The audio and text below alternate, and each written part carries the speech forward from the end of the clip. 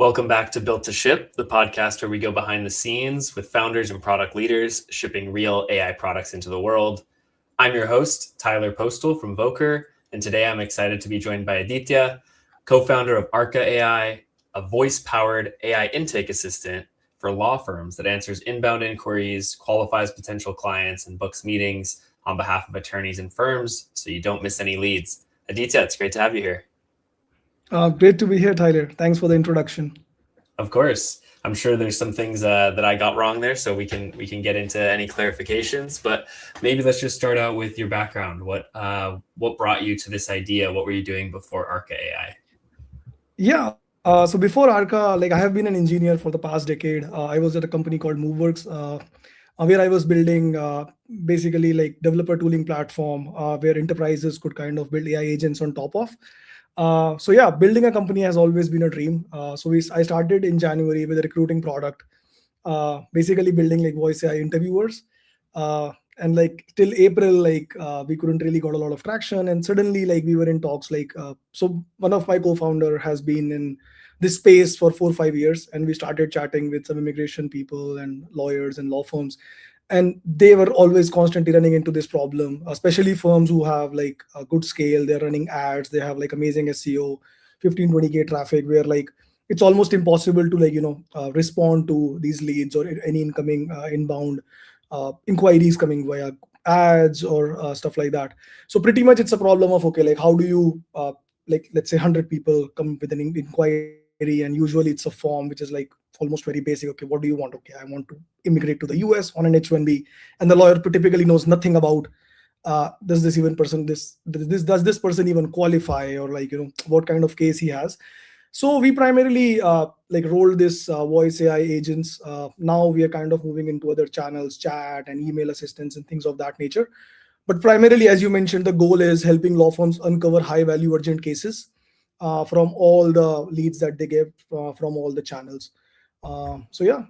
Amazing. So it sounds like you started out in sort of the recruiting space, and like all good companies, when you started to see signal somewhere else, with a lot of interest from immigration lawyers and other law firms, you realize hey, this is a pain that's probably even closer to revenue, right?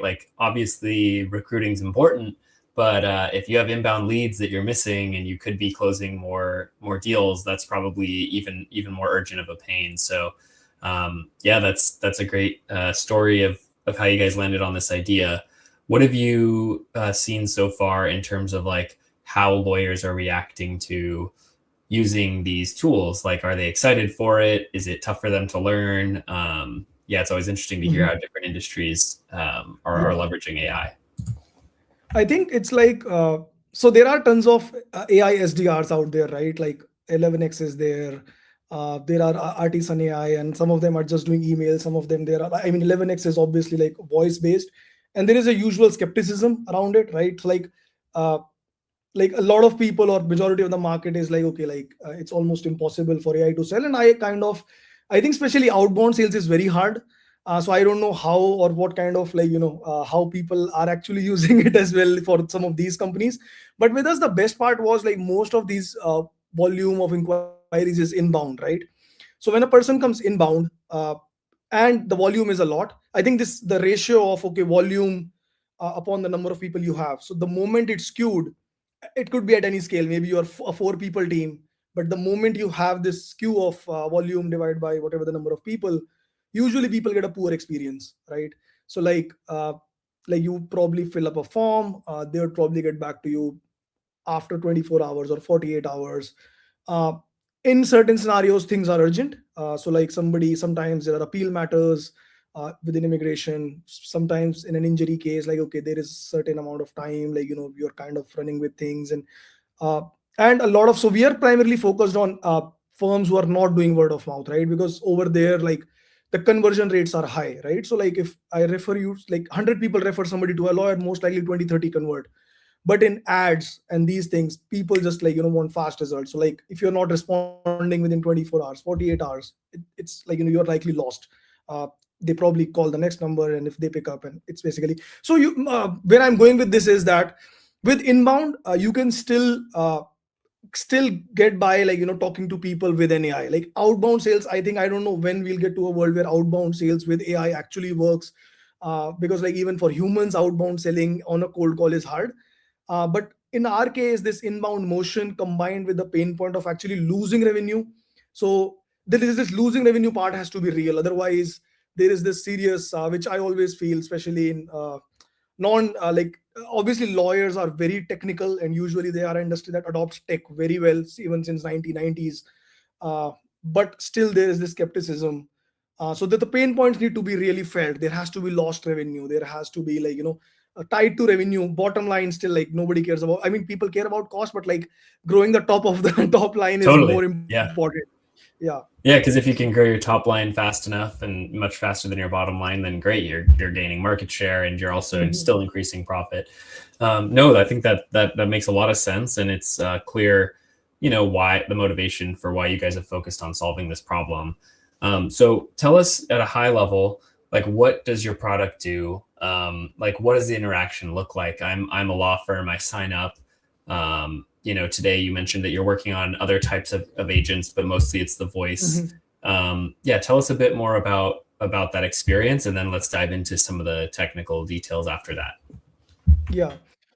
So we have basically three kind of agents, right? Like one is a text based, one is email, one is voice. Now, if an inquiry, so like obviously it all depends on, okay, which agents kind of comes into the picture depending upon which channels users are coming in.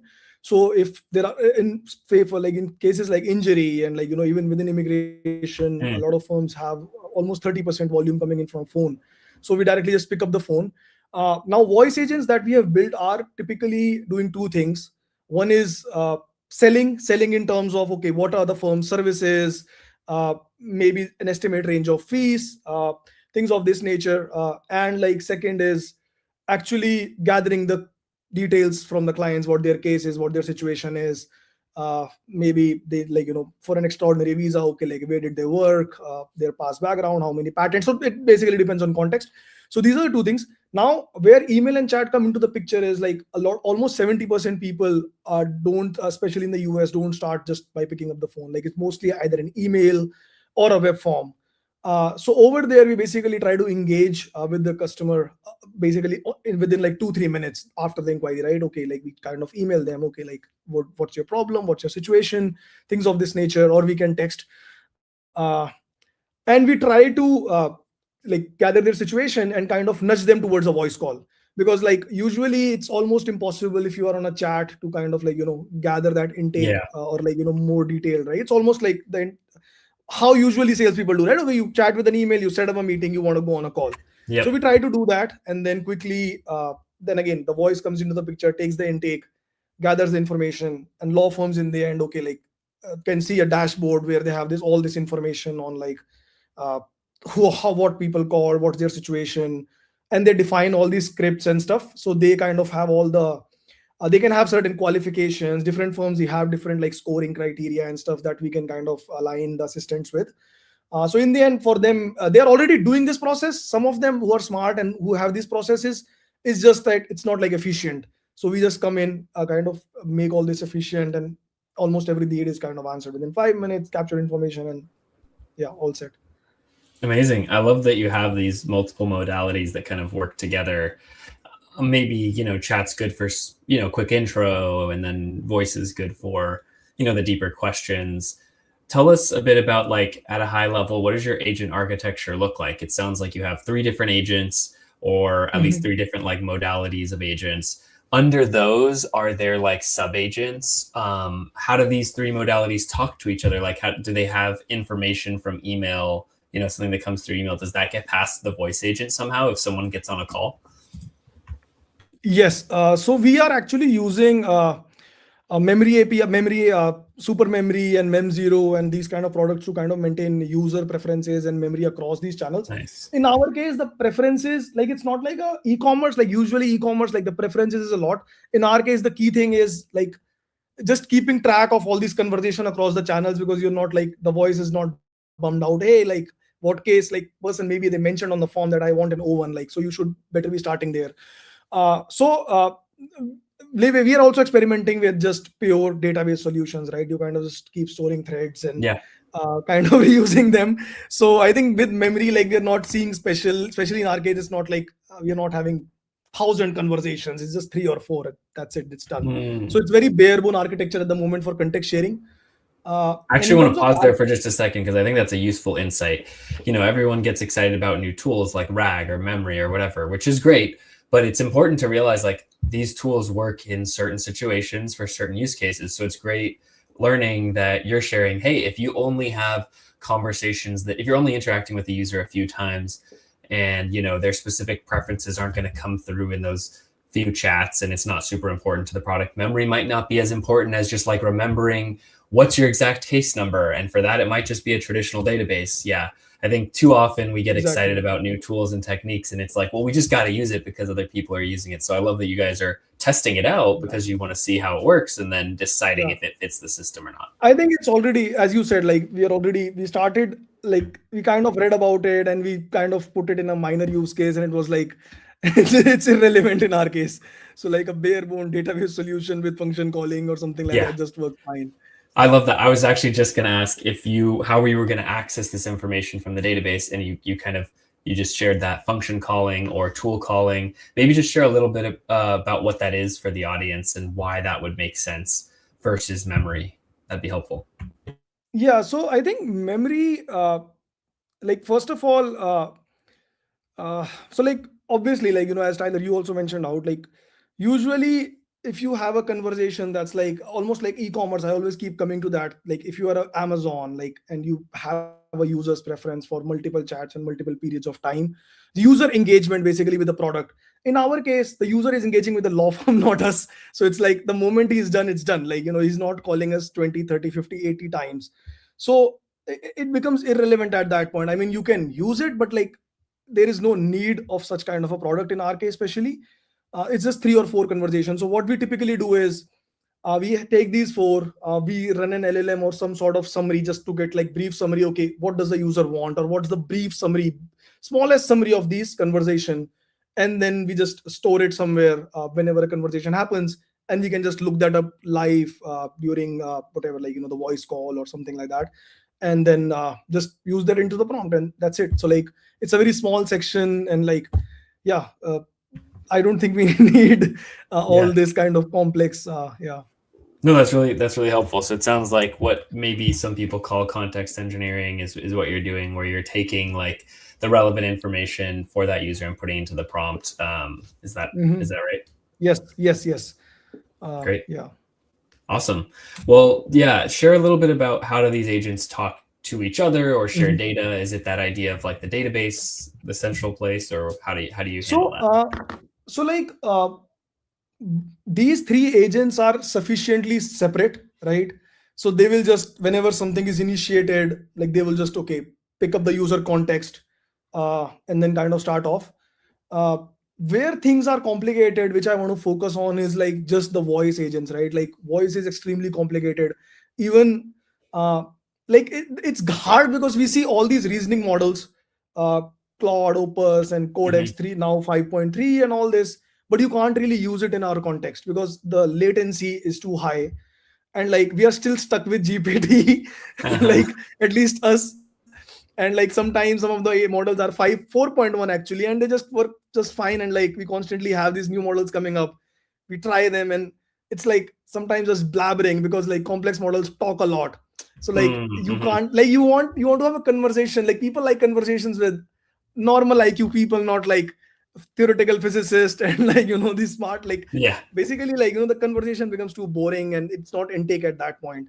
So I think this whole thing has been super complicated for us. We've spent a lot of time in this, and like uh, even now, like we have these doubts. Okay, how we scale this? Because honestly, the architecture varies sometimes depending upon the use case and the problem. And when I mean architecture, I mean like how do you, okay, if there is a voice call for an immigration firm, I'm going to immigration because that's what right now a lot of our customers are in. So you just start off, okay, like let's say US immigration, then it's like different subcategories, family, and then EB1, EB2, and like H1 work related, and E2. So how do you take the conversation from an open-ended place and then go through this high level. Sometimes 20-30% of the callers don't even know what they want. It's like, I just need some solution. Like, I have my sister who is a green card holder, I'm in Canada, what are my options? And then you have to literally go through a very open ended discussion on what's their situation, then maybe route them to the correct agent that can collect deeper analysis, and then maybe they figure out like, it's not working, maybe some other. So the conversation becomes extremely, and doing it in low latency, uh, knowledge, a tool calling, I mean, everybody wants to do it, but like, if your query taking too much time, it's like Mm, handling that in then voice call. I mean, you can do it, it's like almost a telephone, right? Okay, like, can you give me 2 minutes, let me look that up, or like, you need mm. to be very smart around all those. I think that's where our most chat was like, I think, I mean, building chat is super easy at the moment, like, of course, but like latency and these issues are not there, right? Like, people can wait, like even humans don't type that fast, probably 1 minute or is fine to just respond back, and that latency is fine to call any best model in the world. But voice is the complex piece.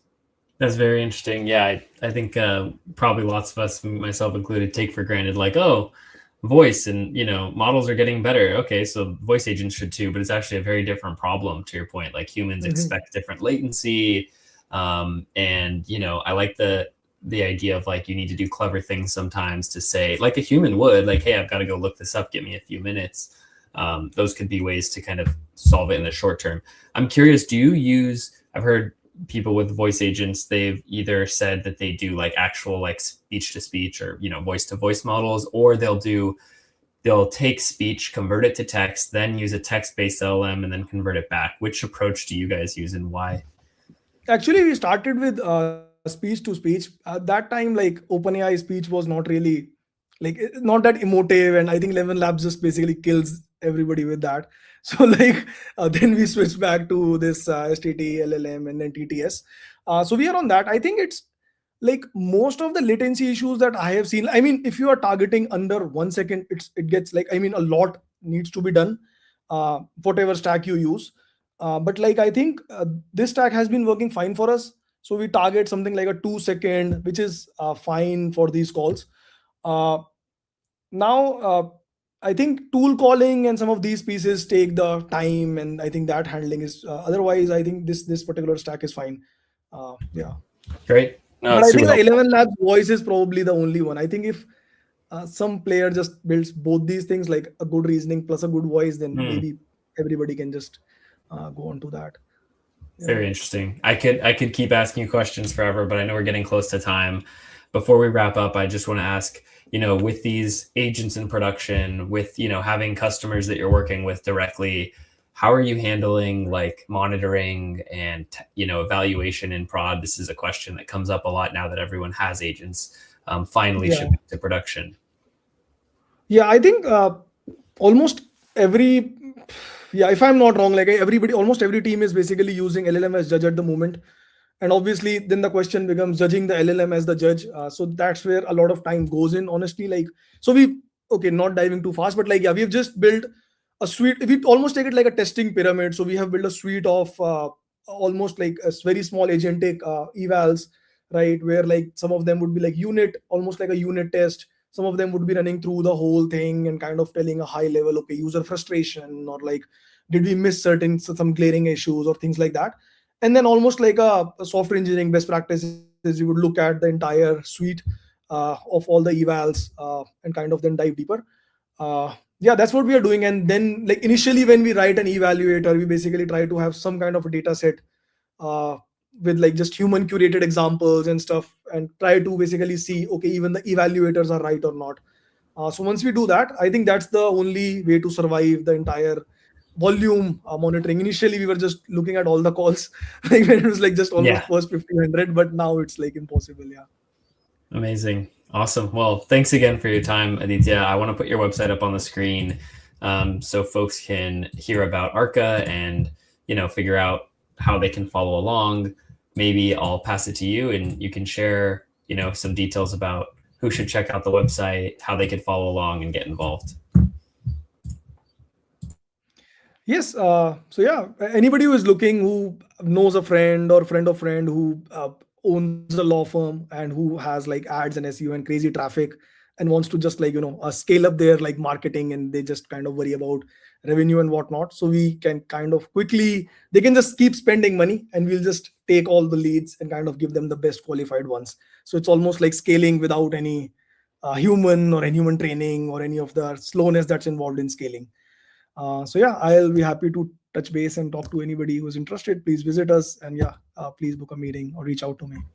Amazing. That's tryarka.com for anyone who needs help with scoring their inbound leads. Aditya, it's been great chatting. Thanks for sharing all the insights about what you guys have experienced as you're building this product. I'm excited to continue following along and watching as you all grow. Thanks again for coming on. Lovely chatting, Tyler. Thanks for having me. Take care. Amazing. Bye. And for all of you listening, if you're building something, go ship it. See you next time.